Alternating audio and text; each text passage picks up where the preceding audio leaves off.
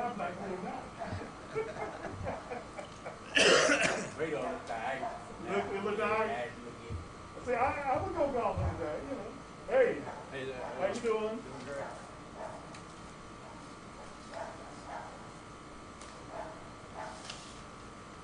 Man, I played Smoke Rise. You ever played Smoke Rise? Like a long time ago. Dude, I would never go back there again. Where is that? It's kind of near Stone Mountain.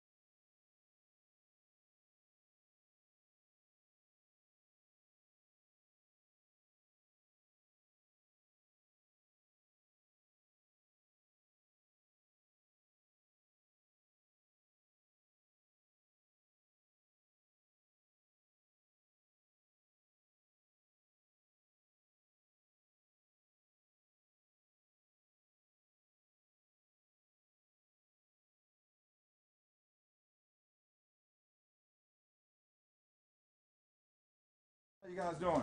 Good. I'll give everybody a chance to get yourself Adjusted. together. Richard, I see your mask. Is that a Georgia mask? It is a Georgia mask. All the other ones are dirty. I'll trade with you.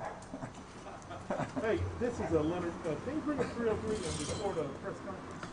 I'm gonna, if y'all don't mind, I'm gonna unmuzzle myself when y'all finish. But I think we're social distantly proper here, I guess. Best we can do. Best we can do. You know, before I get started, I want to say you guys, and I think I told Rich about this yesterday, I hope you guys be careful too. And I say that because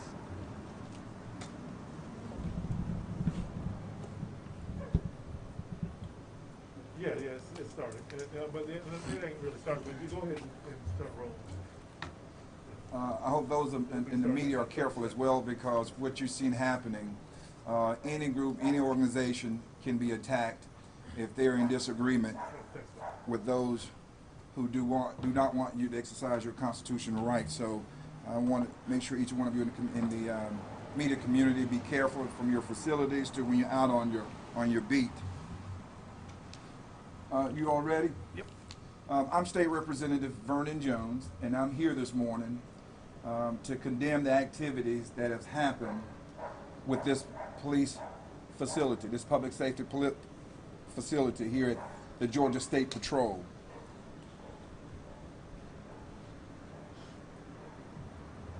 Atlanta is not Minneapolis, Seattle, or St. Louis.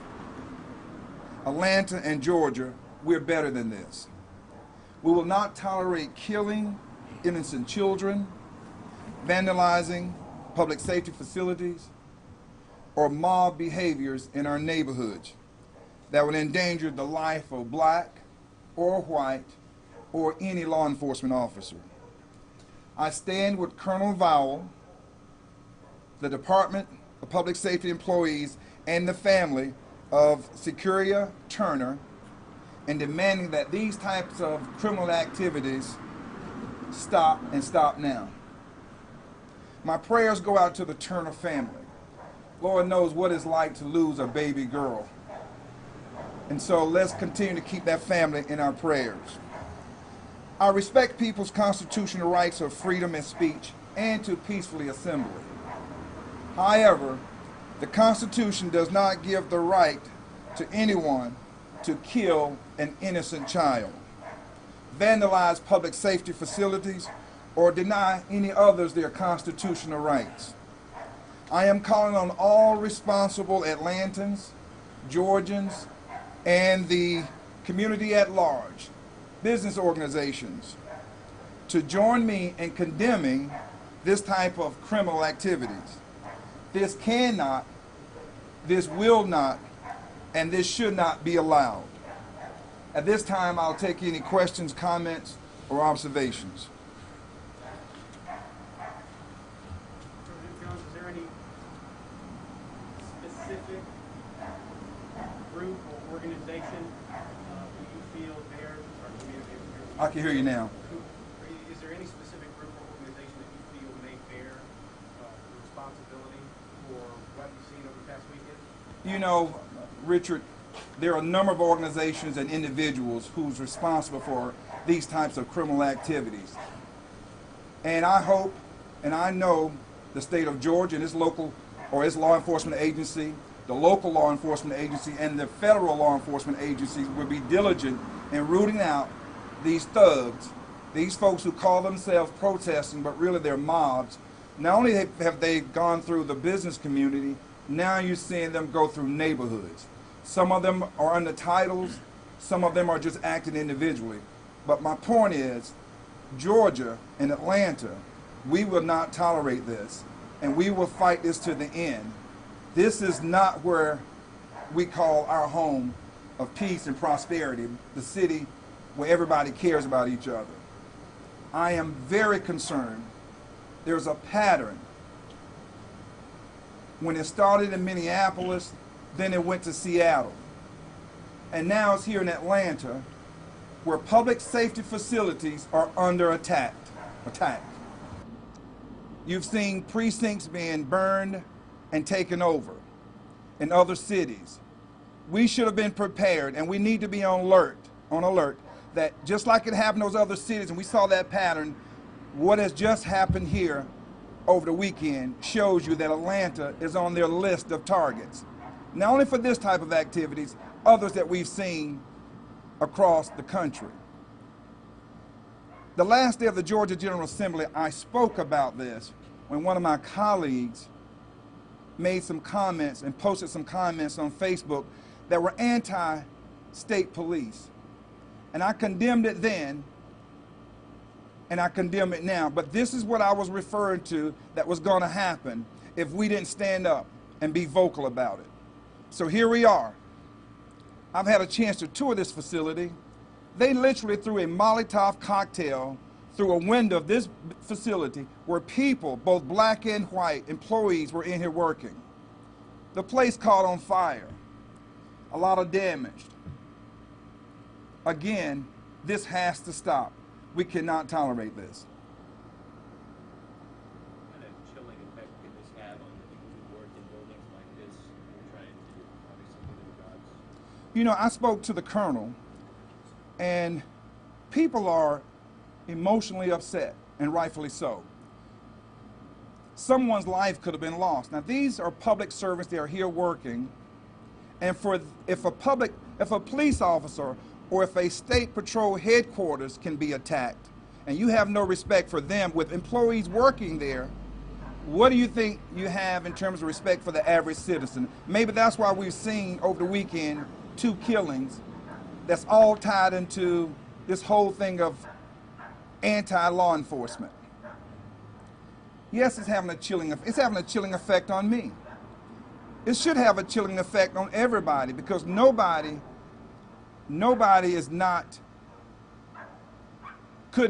anybody could be a victim of this type of violence. So I'm very concerned about it, and I'm emotional about it, and so is this department, and the men and women who work here.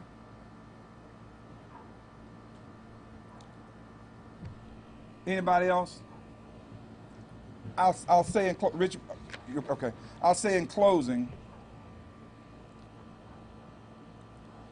those who have perpetrated this crime on this facility, you will be tracked down, you will be caught, and justice will be served. I support the men and women who bravely wear that uniform, who put their lives on the line each and every day. And they have families, and they want to come home. I've been on both sides of this. When I managed the Cobb County Police Department, I had to deal with police shootings, and that was a tough part of my job. I also had to deal with losing police officers who lost their lives in the line of duty. I've had to meet with family members on both sides. Stop this violence now. It's not getting us anywhere. All lives matter. It doesn't matter what color you are or what you do. But I want to see more people come forward. When they say Black Lives Matter, then I want you to denounce that young 8-year-old baby girl who lost her life. Where is the condemnation and the denouncing of that by the protesters? This is not the America that I grew up in, and this is not the America that I want our children to grow up in. Law and order now. If we don't have law and order, it's going to be chaos. And when you dial 911, you're going to get put on hold. That's why it's important to support our family. And our family means the men and women who serve in law enforcement. And also those who take people's lives, victim or innocent people whose lives have been taken by those criminals who do not believe in law and order. So thank you all for coming out, and I appreciate your understanding the importance of this issue.